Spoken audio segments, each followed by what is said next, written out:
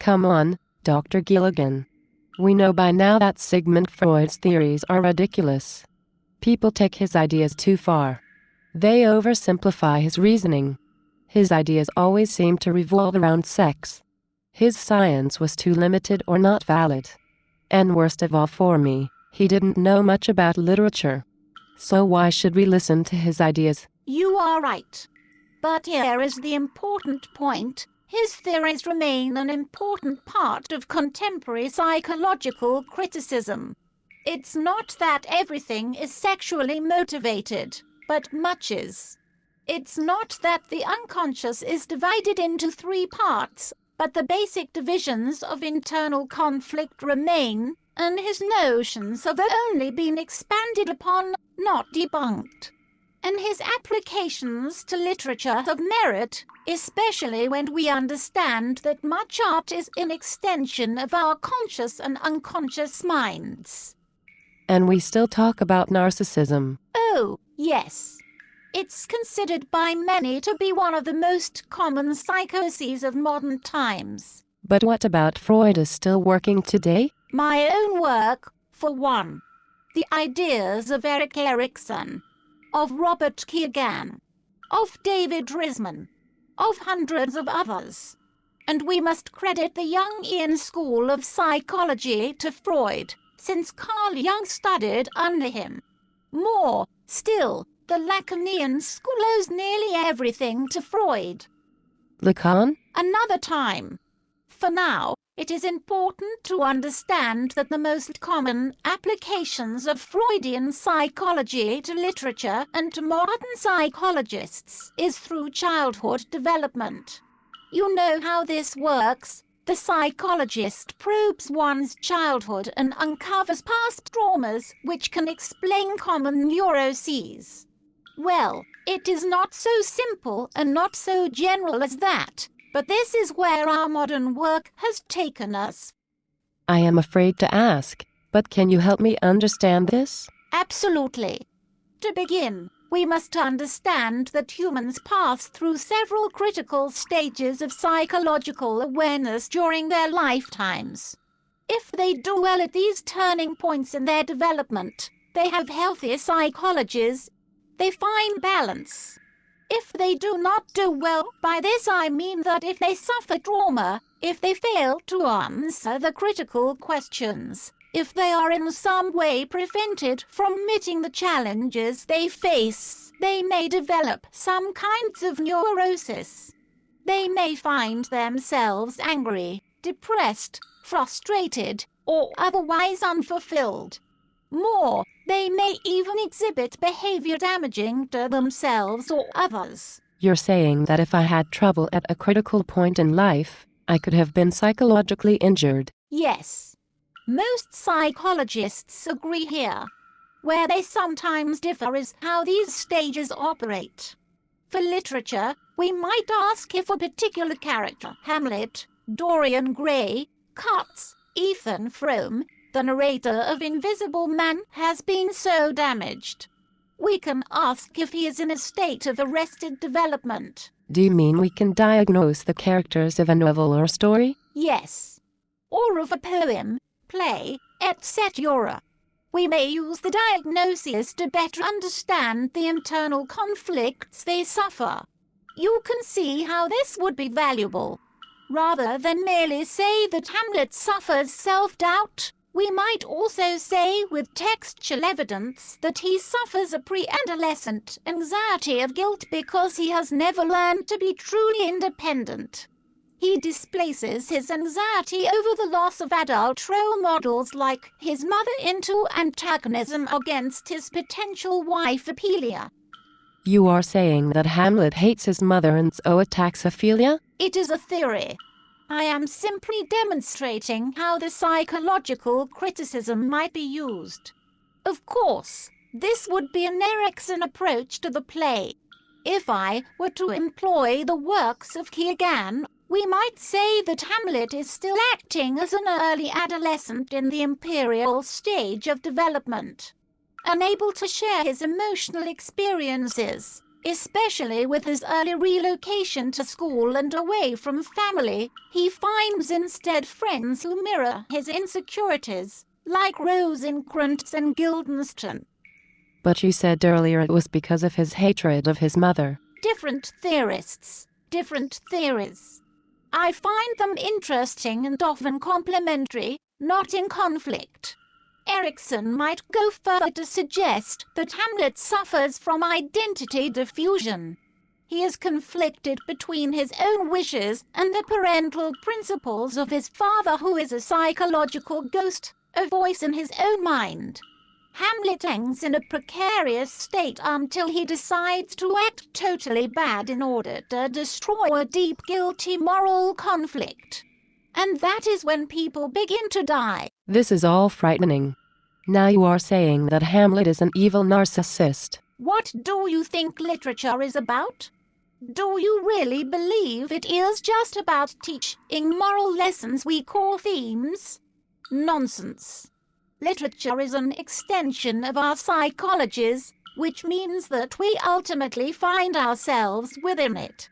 Therefore, it is obvious that these characters will mirror human frailty in identical ways to the humans which created them. But Hamlet isn't evil. I did not claim that he was. Only broken. The play is clearly about a broken Hamlet. All that we must decide is how he is broken, and perhaps why. But Evil was your word. Narcissism was your word. what are you implying? I merely inquire. Here we are in a cave, a literary symbol of the unconscious. And in this place you say evil and narcissism. I don't like what you are saying. Where do you believe evil comes from in literature? Do you think evil is some programmed behavior of characters who have all sold to Satan? I've seen that in some stories. Villains are. Satan is a literary expression of psychological sickness. The villains and even the heroes of stories are merely people. They suffer, they grow, or they do not. If they commit horror, this too is an expression of their mental states. I'm not evil. Whoa, settle down. I did not say that all people who are under stress are evil. I am arguing that what we commonly call evil might better be understood as psychological trauma. I just thought that you meant... Well, I understand. But let me see if I can help. You have either committed a terrible act or have thought about one. This is not uncommon, and you suffer guilt for it. But I wonder if the issue is more complicated. what do you mean? This is where my own work might help you. May I? Do I have a choice? Yes, you always do. It might help you to know that I have always believed that Freud's theories and those of his followers have been male-centered. I have recognized that the growth patterns of women are different, but no less critical. Moreover, because psychologists have developed analysis over the last 100 years based upon male models, the needs of women may be more critical than those for men. You are saying that I am broken? I will leave that for you to decide. You are the one who knows what terrible acts you have considered. I was simply talking about analyzing literature through psychological theory. I just think that there should be justice in the world. And I don't see it. There is evil in the world, and so many people just accept it. What I find interesting in your comments is that you seem to focus on justice concepts. You want to find some set of rules which master the world. I wouldn't have said it that way, but I understand what you mean. And these concepts are generally found in males, not in females. Are you saying that I'm a man? No, but it is interesting that you have ideas that are found in males far more than in females. Perhaps you simply have a more masculine gender identity, but perhaps you have been strongly influenced by males as you grew up. A father, perhaps? You can leave my father out of this. And what I also find interesting is that most girls value relationships before justice. That is, they seek to build attachments, friendships, connections, interdependence. Justice for most girls is when relationships are restored. There's no relationship to restore. Your bitterness suggests that you are not speaking honestly. Perhaps you are so caught up in justice issues and have considered evil because you have forsaken relationships. I haven't given up on relationships. My father and I don't want to talk about it anymore. And yet you must know that to reason only from justice is moral arrogance. And for most women, guilt comes from feeling selfish. What do you mean? Women today have been taught to be selfless martyrs, to give themselves over to making others feel better, to repair relationships. If they demand for themselves, they feel selfish and arrogant, even evil. I am not a character in a short story. This doesn't apply to me. Those who have abandoned relationships, abandoned love, sometimes believe that it is impossible to understand what others are feeling.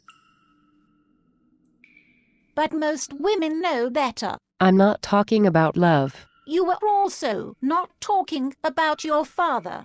And you were also not talking about thinking of yourself as evil. And yet you suffer guilt.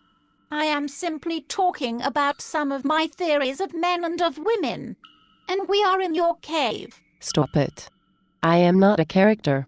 I'm a real human. You worry about this too much. And I have already told you that characters and humans are much the same when it comes to psychology.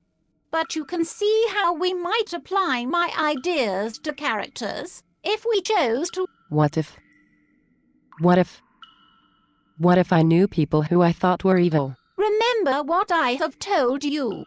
We choose the word evil to describe people who have only suffered psychological trauma. We need to understand them, to eliminate the distance of compassion. We need to restore relationships. This is a powerful role for women. You are saying that I can solve the problem of evil? I am saying that if we begin by understanding that evil is actually caused by suffering, we can repair it with love. There must be justice, too, of course. But women, even more than men, may be best suited to find a union between justice and caring. Too many men are narcissists. They have convinced themselves that they are alone and that true compassion is impossible. What should I do? We must not isolate ourselves. The characters of literature, especially of modern literature, find themselves alienated, isolated, alone. They suffer always from broken relationships. Love is active, harmonious interplay. It is the pleasure of responsive companionship. Literature resolves itself to love, or fails to, and is tragic. I wonder sometimes what to think about literature, what to do with it, how it affects what I decide about. Well, about everything I do. I understand, but I would not worry over much about it. All we have to decide is what to do with the time that is given to us. Token? Really? Well, I said earlier that Freud's theories were ridiculous. But I think I'm changing my mind. Freud started something amazing for all of us. He helped us ask the right questions about who we are. I am ready to work more with you if you need me to. And you can always find me at New York University where I teach. Thank you. If I met you there, would you have the same accent? What accent?